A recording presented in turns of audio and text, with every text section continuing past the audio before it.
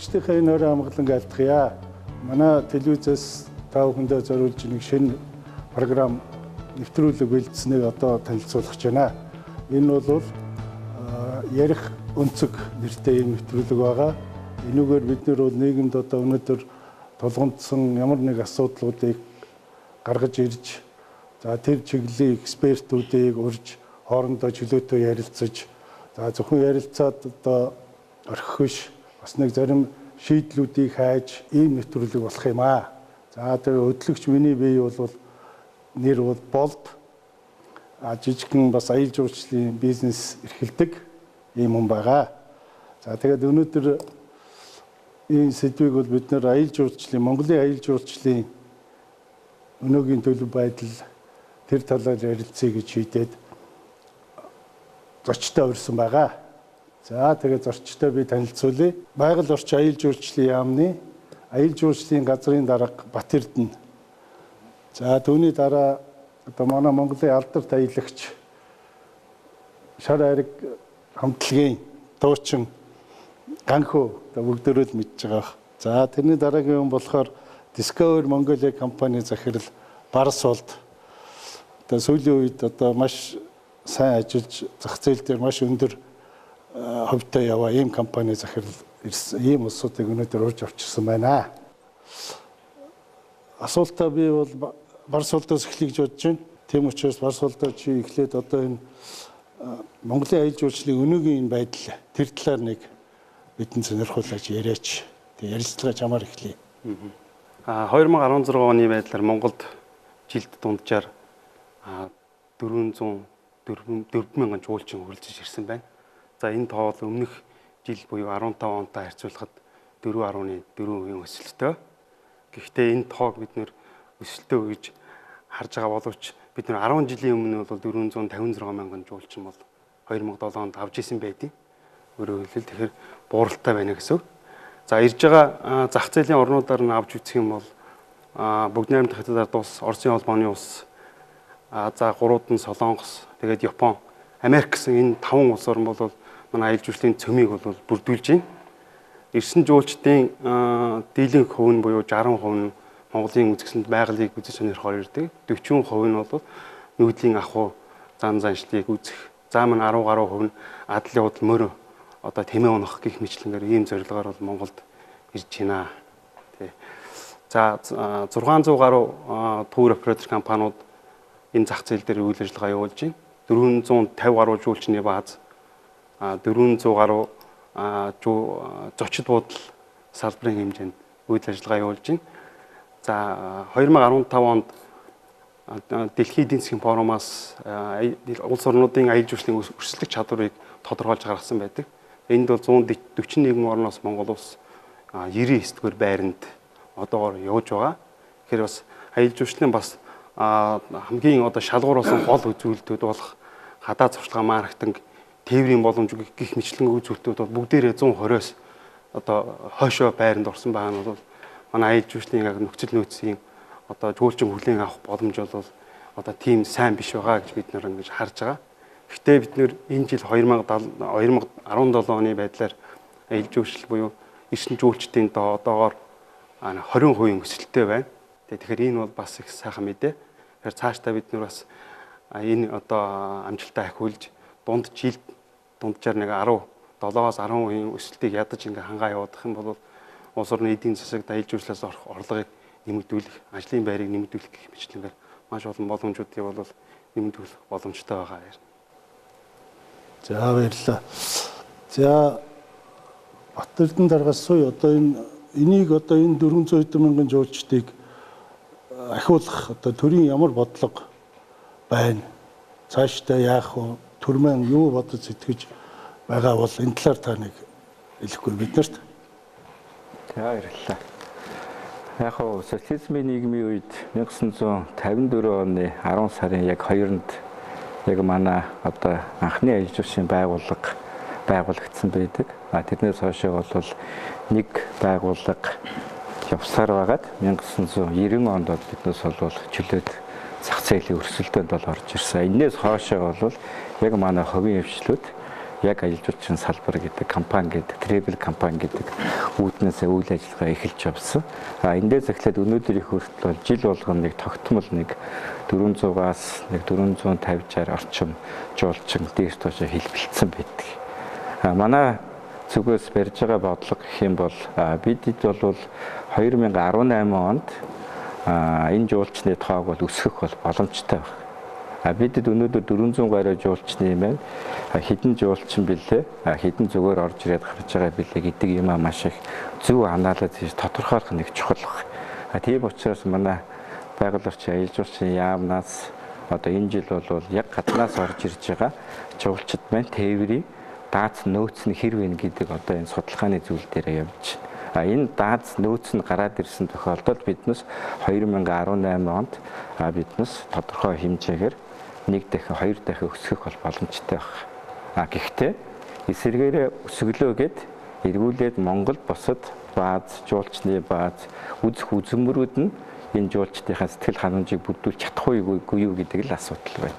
Тэрнээс биш биднээс энэ зүгээс бол боломжтой сая жуулчин гаргаад ирэх боломж байж байна. Өнөөдөр Монголын иргэний агаарын тээвэр мяд компани маань жилд бол дотоод гадаадынхаа жуулчдыг нийлүүлээд нэг сая гаруй жуулчин бол нисгдэг тийм даацтай явчих. Энэний бол 700 гаруй нь бол яг гадны жуулчин одоо тавтамжаараа явж гин гэсэн бол ийм тоо баримт бол байгаа.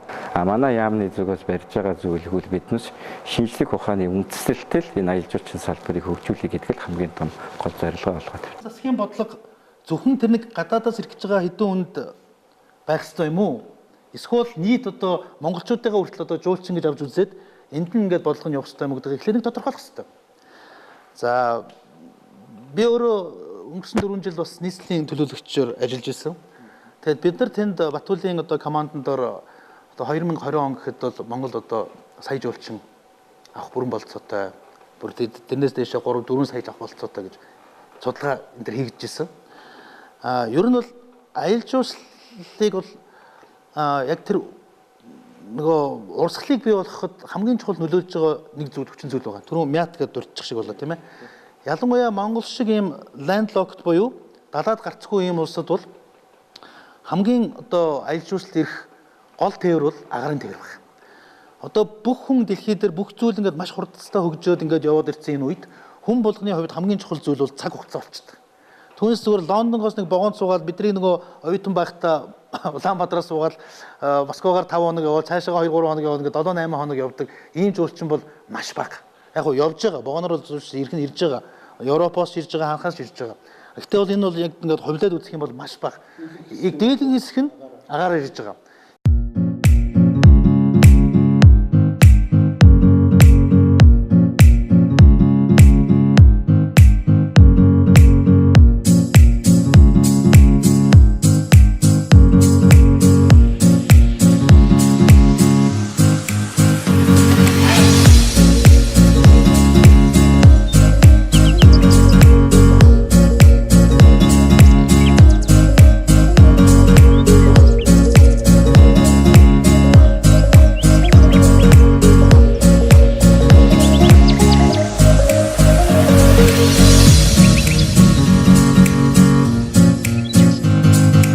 Хамгийн түрүүнд төр засаг үнэхээр жуулчлалаа, аялал жуулчлалаа хөгжүүлэх гэж байгаа бол энэ флоу буюу энэ агаарын тээврийн асуудлыг шийдэх ёстой. Миний ойлгож байгаагаар бол хамгийн том гацаа бол мят өөрөө байж байгаа. Одоогийн байдлаар бол энэтэй бол хүмүүс одоо тэгж хэллээгээд мятих надад уурлахгүй байх биш шулуухан хэлждэг. Тэгж хэллээгээд дараа нь спонсоршип гуугаад очих татгалцахгүй байх гэж бодож байна. Ягаад тэр өөрсдөө тэрийг мэдж байгаа. Энэ бол зөвхөн хэдэн улс төрчлийг тэжээдэг нэг юм компани болоод хувирцсан байж байгаа өнөөдрийн байдлаар. Яг ясмын дээр бол өнөөдөр аялал жуулчлалыг хамгийн богдуулж байгаа зүйл бол агаарын тээвэр. Тэр дундаа манай өөрийн мят компани. Өнөөдөр үнэхээр Монгол улсын одоо нийт GDP буюу орлогын хэдэн хувийг аялал жуулчлалаар олгож байгаа гэдэг тэр таргетыг зөв тавих хэрэгтэй. Үнэхээр манайх уул уурхай баян орон уул уурхайнхаа бүтээгдэхүүнээр ихэнхдээ олно гэж байгаа бол бодлого нь тийм л байх хэрэгтэй. Үнэхээр бус орн шиг зүгээр аялал жуулчлалаа хөгжүүлээд бид нар тодорхой хэмжээний орлого олно гэж байгаа бол бодлого нь бол бас л өөр байх хэрэгтэй гэж би хувьдаа харж байгаа. Одоо дэлхийд даяар тенденц ямар болж байгаа нөхөр дэлхийн аялал жуулчлалын салбарт яаж хятадын жуулчинг татах уу гэдэг маш том өрсөлдөөн явж байна. Энэ өрсөлдөөнөөс хамгийн гадуур байгаа улс бол Монгол улс. Энэ нь одоо нэг тийм одоо бид нар нөгөө амуусан хятадууд хужаанар гэж ярьдаг нэг ийм худлаа парадоксоос болоод энэ салбараас бид нар хосрогдож байна. Зүгээр би жишээлбэл одоо аялал жуулчлалын газрын дарга ч юм уу одоо юу гэдэг тэр яам маамныхын дарга марга байсан бол зөрөгтэй энийг яриад одоо зүгээр хажуухан талд билетийн тэр зах зээл нь байж байна. Одоо хятад хүн гэхээр бид нар нэг нөгөө шахаага өмссөн нөгөө нэг хүмүүс гэж ойлгоод идэг одоо болох хэрэгтэй. Өнөөдөр Япон улс одоо зүгээр түүхээрээ ингээд аваад үзэх юм бол яг ингээд Монгол улсын түүхийг Хятад улсын түүхтэй аваад үзэх юм бол бид нар хятадуудыг даралж ирсэн үхээс бол хизээж бид нар хятадд даралгаж байгаагүй л ард юм баггүй. Нэг л удаа 11 онд Шишижан 21 онд орж ирж ирсэн болохоос биш 19-нд орж ирж ирсэн болохоос биш хятадууд Монголд бол нэгж орж ирж байгаагүй л ийм ард юм шүү дээ. Цагаан хэрмийг яагаад барьсан ингээл түүхээ ярих юм бол хятадууд биднийг үзэн ядах хэвээр байтал бид нар өнөөдөр яагаад хятадуудыг үзэн ядаад байгаа юм. Одоо ингэж ярьсны төлөө ганхуу маргааш хожоо болох уу? Жишээлбэл тийм ээ. Ийм популизм явсан учраас манай аялал жуулчлал хөгжихгүй байгаамаа. Дээрээ ингэж яриад байгаа учраас хөгжихгүй байгаа. Өнөөдөр одоо Япон гэдэг улс бол одоо Японууд бол жинхэнэ хятадууд чинь одоо байлдад дагуулж одоо аимшиг юм болж байгаа шүү дээ. Энэ хоёрын хооронд 39 оны дайнаас ахуулаад тийм үү? Манжуур энэ төр ярих юм бол тэг чин одоо Японууд өнөөдөр Шинжгүй гудамжинд бол одоо хятадаар ярьдаг тур операторууд маш их болсон. Яаж хятадын жуулчлалыг татах вэ? Хамгийн баян жуулчин, хамгийн их мөнгө зардаг, хамгийн их юм үздэг ийм жуулчлал хятад болж хувирсан. Тэгэхээр аялал жуулчлалын салбарыг бид нар бол нэлээд зүгээр ингээд дөрвөлөө яриа шийдэхгүй л дээ. Энийг бол маш том багцаар нь ярьж ийж, төр засгийн хэмжээнд нь ярьж ийж, хүмүүсийн ойлголтод өөрчлөлт оруулж ийж, дэлхийд Монгол улс гэдэг нэг улс хаана явж байгаа, яагаад бид нар ингээд хоцроод байгаа гэх амар тийм глобальны юм ярих хэрэгтэй болов гэж би хувьдаа бодож байна. Тэгээс Монгол бол аялал жуулчлал хөгжих маш боломжтой. Бид нар дэлхий дээр аялал жуулчлалын зах зээл дээр Монгол юугаараа давуу талаа гэдгийг гаргаж ирэх хэрэгтэй. Хамгийн түрүүнд. Тэгэхээр яг хятад бол хөгжиж байгаа орн. Тийм учраас хятадын жуулчдын сэтгэлгээ бол яг барууны жуулчдаас бол тийс ондоо. Тэд одоогоор бол яг юу хүсэж байгаа вэ? Одоо Монгол шиг одоо ижил тийм хөгжил багтаа тийм улс орнд руу биш. Илүү өндөр хөгжсөн тийм ээ. Одоо барууны орнууд гэдэг юм Япон, Солонгос руу бол тэд бол яг одоогоор бол аялахыг бол хүсэж байгаа. Тэгэхээр өөрөөр хэлбэл уламжлалт бид нэр одоо аялал жуулчлалын бүтээгдэхүүн нэг одоо биднэрд ийм одоо бүтээгдэхүүн байна. Ийм газар орныг үзүүлнэ гэж нийтэд хүмүүст одоо ингэж санал болгодог байсан бол одоо энэ одоо арга барилыг бид нь өөрчлөх цаг нь болцсон. Өөрөөр хэлбэл зорилттой зах зээл буюу яг хятад хүмүүс зөрүүлж бид нэр юу санал болгох вэ? Одоо Орос хүмүүс зөрүүлж бид нэр юу санал болгох вэ? Өөрөөр хэлбэл хэрэглэгчтэй зөрүүлсэн аяллаа бүтээгдэхүүнийг бид нэр гаргаж ирэх ёстой. Өөрөөр хэлбэл яг зорилттой зах зээл буюу биднэрт одоо хамгийн их хэрж байгаа магадгүй энэ 5 одоо улсын одоо жуулчд зөрүүлсэн ийм аялал жуулчлалын бүтээгдэхүүн одоо үйлчлэгээнүүдийг гаргаж ирэх ёстой гэсэн. Жуулчд хятад байдгүй. Хятад ихний нэгдүгээрт нь байгаа. Тий. Тэгэхээр жуулчин гэдэг ойлголтод бас түрүү ярьд ямар хүмүүсийг ер нь жуулчин гэдэг ойлголтод хамрах вэ гэхээр ер нь дэлхийн аялал жуулчлалын байгууллагын одоо журам байдаг. Тухайн улсын хилээр зорчсон одоо нэг 7-8 тийм зорилго байдаг. Жишээлбэл одоо ажид хийх, аялах, сурах, дамжин өнгөрөх, одоо хуваар албан гэдэг ч юм уу тийм ээ. Ийм одоо 7-8 зүйлүүдээр айлва одоо хүмүүс нөгөө орондоо зөрчдөг. Тэгэхээр эндээс яг тухайн газар очиод сурах, ажиллах, тэгээд орчин суух гэсэн ийм 3 нөхцөлийг хасаад үлдсэнийг нь бол жуулчинд хамруулдаг ба. Дамжин өнгөрөх бол бас жуулчинд орно гэсэн. Хуваараа зорчиж байгаа хүмүүс жуулчинд орно. Хурал цуглаанд ирж байгаа спортын дарга хэмжээнд ивент орж байгаа хүмүүс бол бүгд жуулчинд орно. Тийм учраас манайд ирж байгаа жуулчдын нэг нийт ирж байгаа зорчигч бол нэг 500 орчим мянга. Түүний нэг 90 гаруй хөв буюу одоо 400 гаруй мянган болохоор үндсэндээ жуулчиндаа одоо орчоод байгаа юм. За тэгээд манай аялал жуулчлалын бас нэг хөгжихгүй байгаа, нэмэгдэхгүй байгаа энэ нэг юу бол энэ аяллаа үн байгаа юм. Монгол аялал хүн чих өндөр шттэ. Тэгээд энэ юунтай холбоотой гэхээр энэ нэг улирал маань богинохан зуны нэг 6-7-8 сар. Тэгээд одоо энийг бид нар аяллахын үнийг багасгахын тулд улирлаа дуртасах хэрэгтэй. Өвлийн аялал жуулчлал хөгжүүлэх хэрэгтэй болж байгаа. Тэгээд энэ тал дээр та гурвын нэг саналыг сонсомоор байна.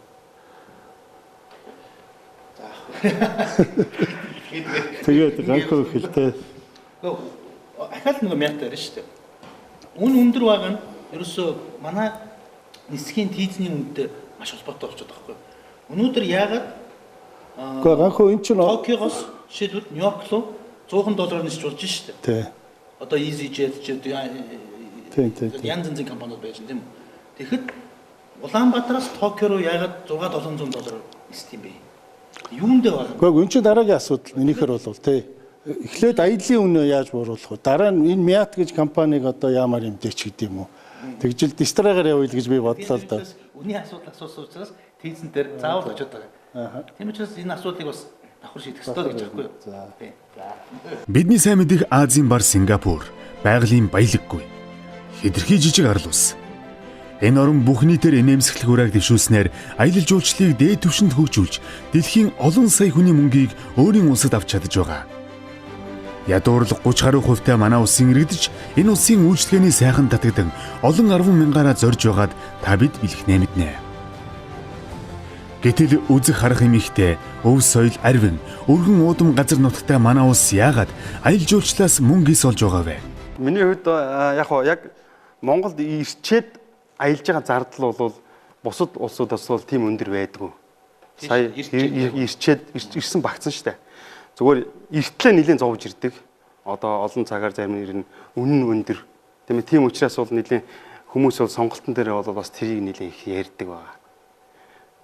Тэгэхээр зүгээр бидний ирсэн жуулчдыг энд Монголд аялал хямдхан аялуулах би бол эсэргээр байдیں۔ Харин Монгол бол өөрөө тийм масс зах зээлийн орн биш.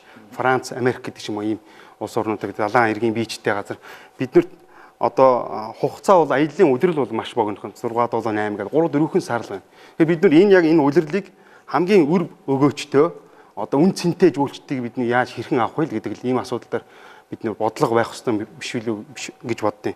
Ирж байгаа жуулчдын одоо 30-40%-ийг нь л өөрөөр хэлбэл жуулчны компани үйлчилж байна.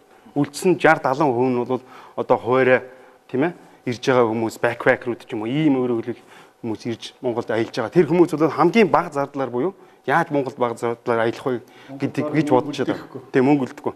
Гэтэл жуулчны компаниуд яадаг вэ гэхээр одоо Америкээс ч юм уу өөрөөр хэлбэл баруун Европоос ч юм уу жуулчд авчиргээд одоо суудлын онгоцны суудлыг хайхаар тэр суудланд дүүрсэн. Тэгэхдээ ирж байгаа жуулчдын тэр 60-70% нь өөрөөр хэлбэл бэкпэкрүүд буюу хуурай ирж байгаа ийм жуулчдад байгаад байгаа. Тэгэхээр ядаж бид нар бодлохоор өөрөөр хэлбэл яг 6 7 8 аялал жуулчлалын гол удирдалтай бол айлуулахаар үнцэнтэй тэр тур оператор компаниар дамжиж индэг нэмэн өртөг Монголд үлдээдэг ийм жуулчдыг бид нар авах одоо ямар бодлого байж болох вэ гэдэг энэ асуудыг ярих хэрэгтэй. За бусад улиралд бол хамаагүй.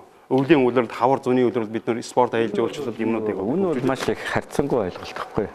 Жишээлбэл өнөөдөр бол яг үн хямдруулдаг арга бол ерөөсөө массал туризм байгаа шүү дээ. Массаар нь яаж хүмүүсийг авчрах гэдэг асуудал. Өнөөдөр Монгол сая доллар төлөөд ирж байгаа ч хүмүүс байна. Өнөөдөр бол гэхдээ энийг бол биднээс өнөөдөр үнийг багасгах нь барина гэдэг энэ асуудал нэг гол чухал биш. Харин бидэд эргүүлээд мөнгийг яаж жуулчдын гаднаас орж иж байгаа мөнгийг Монголдо яаж байж үлдэх вэ гэдэг юмыг л биднээс бодлогоор хийх ёстой зүйл. Жишээлбэл одоо дэлхийн том брендийн дэлгүүрүүдийг одоо таксгүйгээр оруулж ирээд татвар төлөхгүйгээр биднээс жуулчийг татах бас боломж нь бол байна шүү дээ. Тэгэхэд бол биднээс зарим дэлгүүрүүдийг зарим зүйлүүдийг эргүүлээ гаргачихж байгаа байхгүй.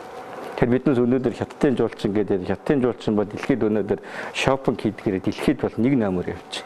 Зөвхөн шопинг хийхээр нөхдүүдийг дуутах гэдэг манайх болохоор эргүүлээ тэр мөнгийг авч үлдэх биш эргүүлээд мөнгийг энд үлдээхгүйгээр гаргадаг ийм зүйлүүд нь байгаа байхгүй.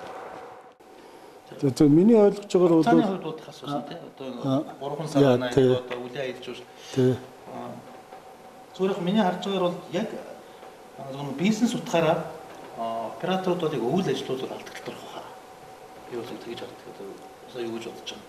Тийм учраас яг ирэх ёстой тэр сезонд бол маш сайн төсөлтөй хамтарч ажиллаад үнэхээр яг Монголын өвөл бол нэг тэгэл массаар жуулч дээрээ массаар чадахгүй тийм. Тийм учраас бид нар яг тэр болцоотой үедээ л жижигчтэй маш сайн үйлчлэж явуулсан зүйтэй багч байна. Ер нь бол ерөнхий сайд манай засгийн газар дээр бол ер нь бол нэг жуулчны энэ улирлыг уртсгах энэ ажлынхаа хүрээнд одоо жишээлбэл майс туризмыг Монголд одоо эрчимжүүлэх одоо энэ ажлынхаа зүйл дээр бол жишээлбэл өвөл нь бол ерөөсөө хурал цуглын засгийн газрын дамжиж ирж байгаа энэ ажил хэргийн уулзалтыг дандаа өвөл явуулжий гэдэг үр шийдвэр гарцсан явж байгаа шүү дээ. Манай яамны зүгээс бол одоо бол биднээс майс туризмыг буюу хурал цуглааны одоо энэ аялал жуулчлалыг хөгжүүлэхэд бол одоо бүр дэд хөтөлбөр одоо биднээс бол хийгээд явж байна. Энэ Батболтын дарга энэ нэг аялал жуулчлалыг хөгжүүлэх үндэсний хөтөлбөр гэж 15 онд засгийн газар багтлагдсан энэ хөтөлбөр байна. Одоо яг урдлын засгийн газрын л одоо баталсан хөтөлбөр шүү дээ тийм ээ. Одоо энэ маань хэрэгжих үү? Эсвэл бол одоо өөр танаа засгийн газар гарч ирээд энэ маань одоо хэрэггүй болсон уу? Энэ дээр бол 16-аас 2000 онд ийм зорилт тавиад ингэж хэрэгжүүлээд тэрний эцэст бид нэр 2 сая жуулчин хүлээж авнаа гэсэн ийм зорилт энтертэй ийм хөтөлбөр байгаа юм. Та энэ талаар нэг ярих. Ер нь бол одоо үндэсний хөтөлбөргүйч яам байна. Манай харин үндэсний хөтөлбөрөө хийцэн байгаа. Гэхдээ бол одоо бол нэм өнгөрсөн засгийн газар, өнөөдрийн засгийн газар гэж бид нар ярих бол хэрэггүй байна. Энэ бол уламжлалт систем, уламжлаараа л хоошоо явах ёстой. Манай зүгээс одоо баримталж байгаа бослого гэвэл яаж биднээс үндэснийхээ хөтөлбөрийг хэрэгжүүлэх вэ гэдэг юмыг л тавьж байгаа юм бол. Ингээ хэрэгжүүлэх юм тавихаар үндсэндээ нэг 3-4 янзын л биднээс одоо тулгараад байгаа гол асуудлууд л байна.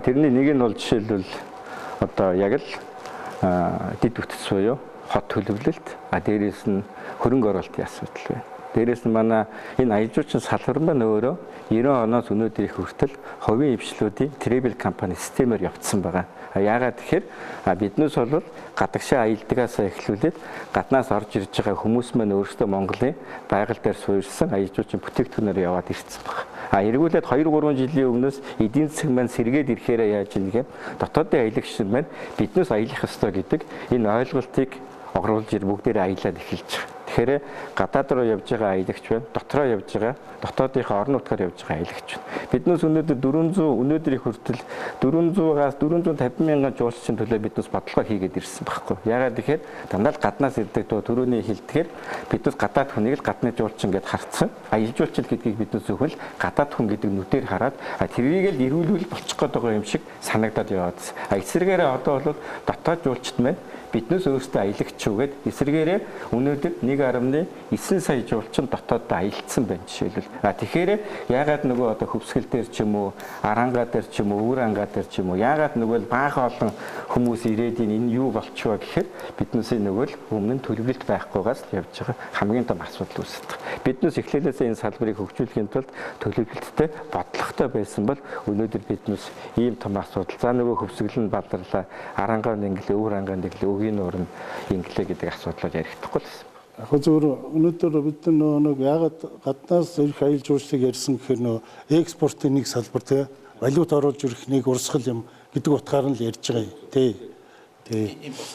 Экспорт тий экспорт валют оруулж ирдэг учраас ямар нэгэн ноолуур, ямар нэгэн алт нүүрс гадагшаага зөөж гарахгүй тий зөвхөн энд байгаа байрлаа юм.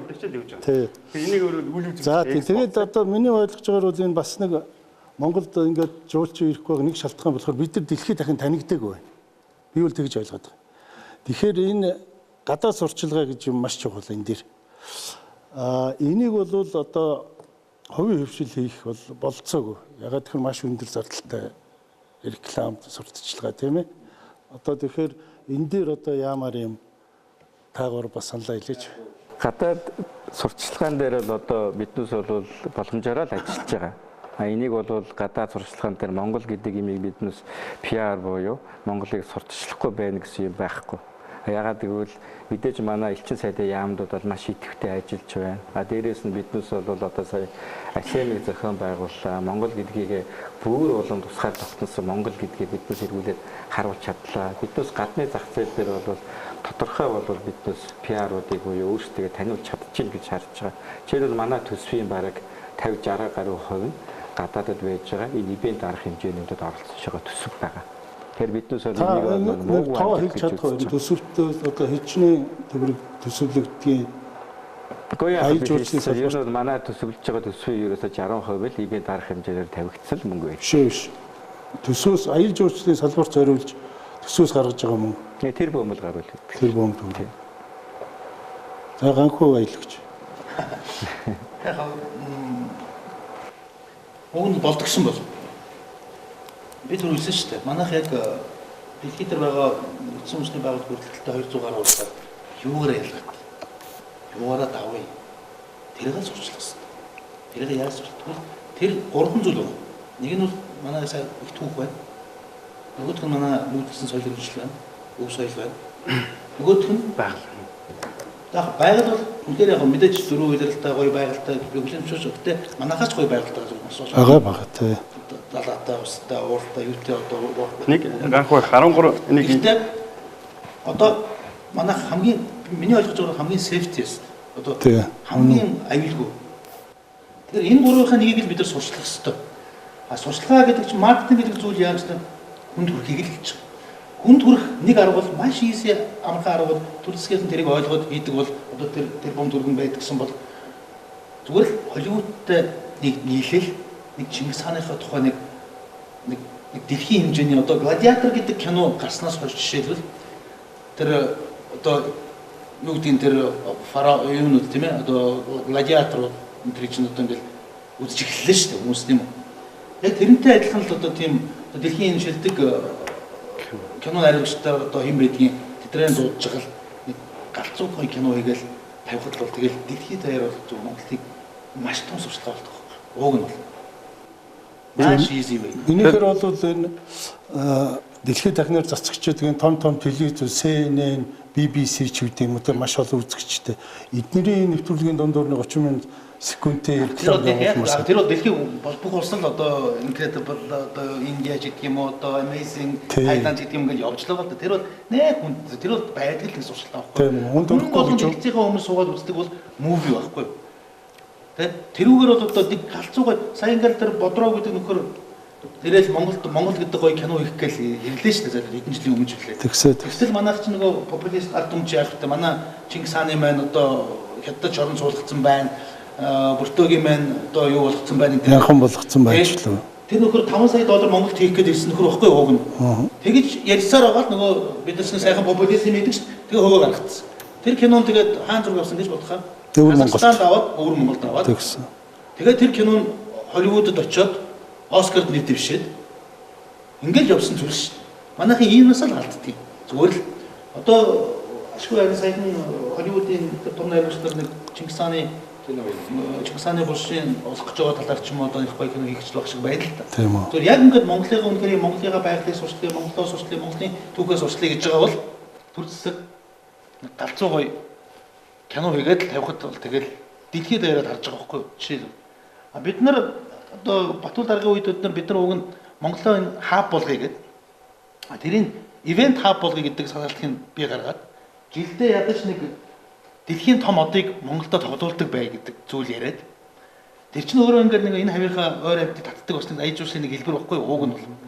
Тэгсэн манайхан тэрийг ойлгохгүй за эхний хүн юу яах вэ гэд Jennifer Lopez гэдэл яриад өгнө. Ихсэн чинь за тэр үгнийг авчиртаа ингэдэ тэгэлээ мөнгө төгрөг өглөө ингээл. Юу ч хийсэн манайх эсрэгүүцдэг. Тэгээ энэ нэг байдал чинь өөрөө ингээд ажил хийгээд айгүй хүндрэлтэй. Ялангуяа төрөлсөх юм бол ойлгож байгаа байх. Ойлгож. Жишээлбэл одоо ингээд тэр Beatles-ийн өшөө гэдэг одоо санаачлагч нь би сууж ил. Тий. Угаагүй ч нөгөө санаачилсан хөшөөг чинь нураах гэдэг чи ирээч чи яагаад ирдэг юм бэ гэдэл одоо тэндээс ингээд дуудаад л манай фэйсбүүкийн нөгөө найз нар маань дуудаад тэр чи гоё болох гэж байгаа юм чинь яагаад ингээд эсэргүүцээд би ч ойлгохгүй. Тэрийг бол Батүл даргын үед бид нар бас энэ төслийг хийж лээсэн. Газар дуугаа гоё үйлчлэгээтэй тэнд маш гоё фонтантай юутай одоо тэр чинь намайг 10 жил байхад л хийгдсэн үеийн л юу шүү дээ одоо. Тэрийг гоё болгох гэж байгаад юунд нь эсргүүцээд яагаад гэдэг юм. Манайх юу ч хийсэн бүх юмыг эсргүүцдэг нэг юм зан чанар ажил хийгээд айгүй хөргөжлөхгүй байл гэж хэлдэг. Жуулчдын тоог нэмэгдүүлэхийн тулд ер маркетинг гадаад сурчлагыг бол маш хүчтэйгээр эрчимжүүлэх ёстой. Зөвхөн сүүлийн 2-3 жилд бид нар бас яг аялал жуулчлалын зах зээл дээр бол бас томоохон ажлуудыг хийсэн. За үүний зарим жишээнээс нь дуртахад 2015 онд одоо ITV Берлин гэдэг одоо аялал жуулчлалын дэлхийн хамгийн том үзэсгэлэнт манайх соёлын түн шүүрээр ихрээд орсон. Дараа нь 14 онд соёлын түн шүүрээр ороод 15 онд үндсэн түн шүүрээр орсон. Тэгээд өнгөрсөн жил 16 онд ASEM гэдэг дэлхийн одоо 50 одоо улсын тэргүүнүүд ирж чууллаа. За энэ жил бол залуучуудын Аз Нухандлын бүсийн GC-ийн чуулган сая 6 сард боллоо. Гэх мэтлэнгээр Монголыг Монгол гэдэг нэрийг дэлхийд гаргах тийм том хэмжээний тийм ивент арга хэмжээ тийм контентыг л бид нэр гаргаж сурчмаар байгаа юм л. Тэрнээс бол нэг интернет дээр нэг Lonely Planet дээр TripAdvisor дээр тэр ихний 10 листэнд орсон байна.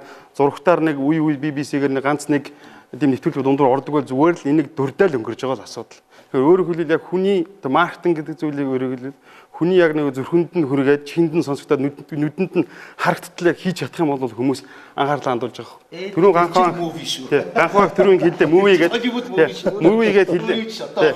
Мувигээ хэллээ. Тэр нөгөө нэг казак охины одоо кино тэрний кино гарсан шүү дээ.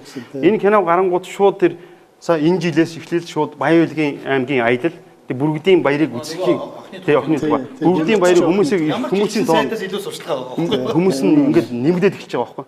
Тэгэхээр бид нэр одоо сая бид нэр иймэрхүү хэмжээний сая өнгөрсөн 3-4 жилд хийсэн бол одоо цаашаага дахиад энийг бид нэр яг юм том ивент буюу том контентуудыг бол ингээд гаргаад явжаад бид нэр жуулчдынхаа тоог нэмэгдүүлнэ. Энэ жилийн одоо энэ эхний 7 сарын байдлаар жуулчдын өссөн одоо шалтгаан бол ирээсээ л өнгөрсөн жилүүдэд ийм контентууд хийсний маркетингийн ч юм уу ивентүүдийг том зүйлүүдийг хийсний л одоо үр дүн л гэж тий сайн мэднэрийг гэж харж байгаа. Энэ тоо байна. Энэ 17-ны эхний 7 сард модны үе мөн үеийнхээс ирсэн жуулчлалын тоо 20%-аар өссөн байна.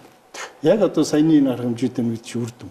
Тэгэхээр бид нар энэ юм дээр л их л мөнгө л гаргаж л ажиллаж байж л биднийг дэлхийд дахин таньж ирэх юм шүү. Биднээс ерөн гадаадаа дотоодоо зэрэг сурчлагынуудыг хийх хэрэгтэй байгаа. Гадаадаа болохоор мэдээж аяж жуулчлалын том одоо олон улсын байгууллагад оролцдог энэ үдшилтэнгүүд дээрээ биднээс Монголоо сурталчилж таниулах нэг том асуудал байна. Дээрээс нь биднээс Монголдоо нэр хүнд бүхий хүмүүсийг авчирч үзүүлэх нэг чухал байна.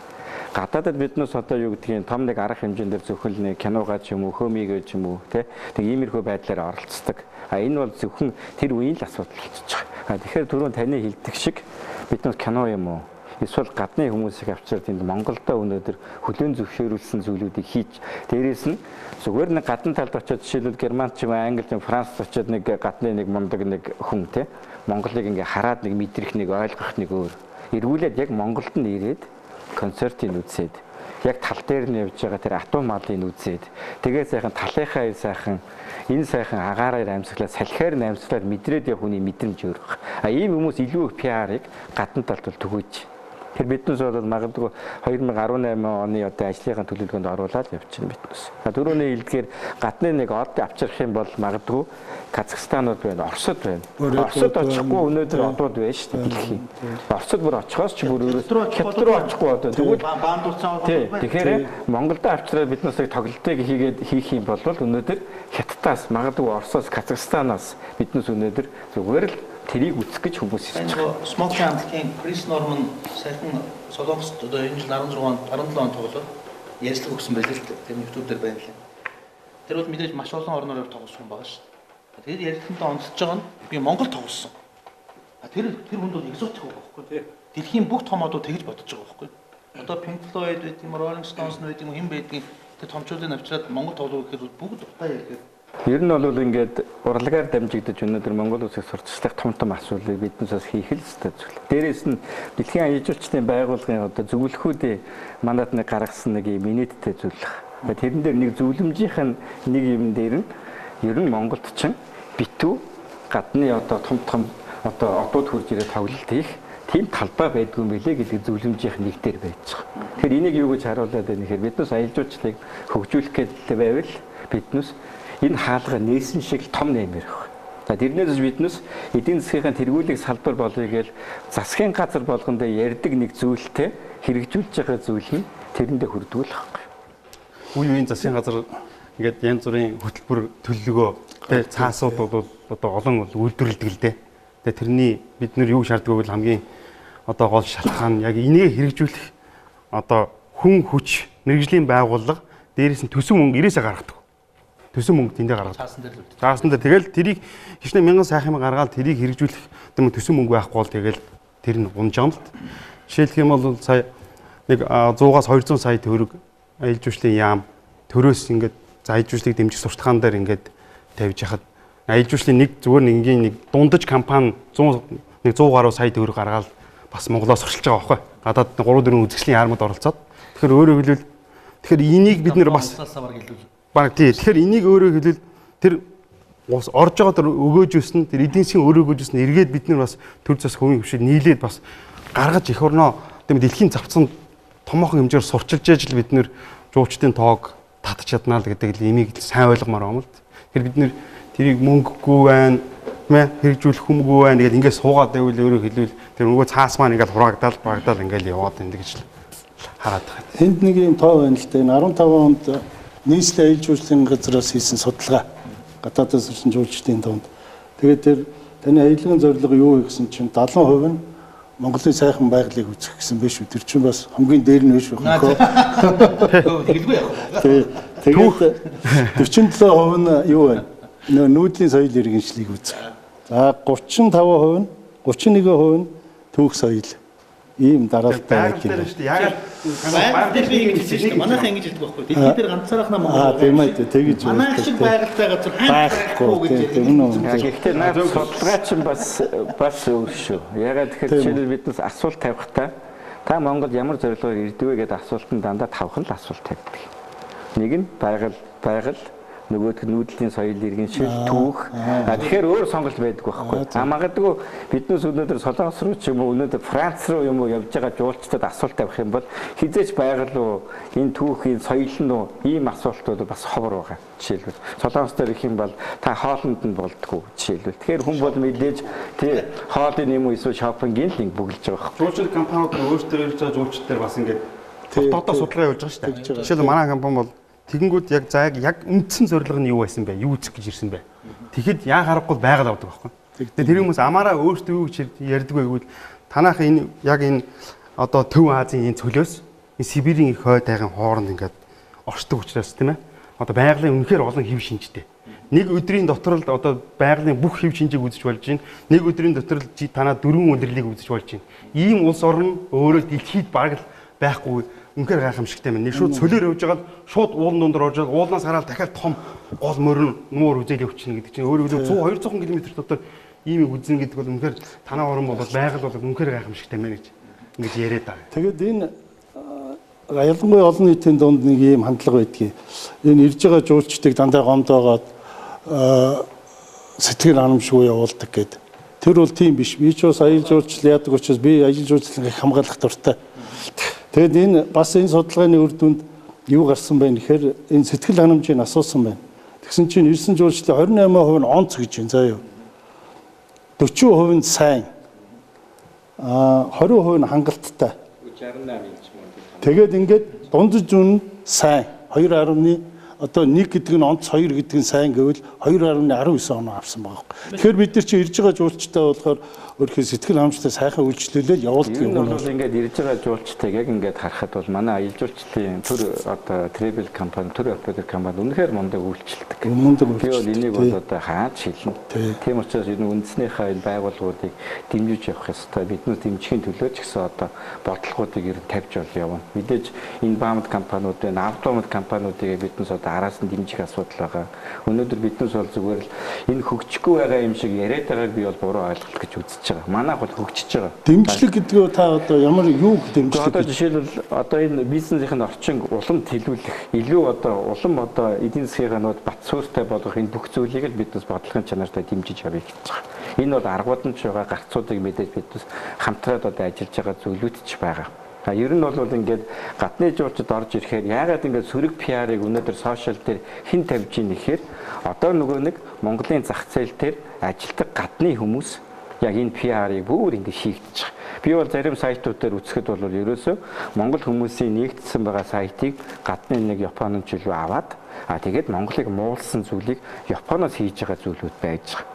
Эсвэл одоо энэ нэг аялал жуулчлалын салбарын янз бүрийн буруу тал Гэхдээ буруу талын одоо жишээлбэл одоо мөнгөний асуудал тэг өрсөлдөх компаниуд. Тэгэхээр нөгөө Монгол компаниар дамжигдахаар үйлчилгээ муутай, биднээсээр дамжихаар үйлчилгээ сайтай гэдэг ийм зүйлүүдийг бас тавьж байгаа компаниуд ч байна. Солонгос компаниуд дээр ч энэ бол яригдж байгаа. Тэгээд энэ дээр энэ бас нөгөө гарцагддаг дээр их юм уу энэ олон нийтэд бас синхруулах хэрэгтэй юм шиг байна бид нэр тийм ээ.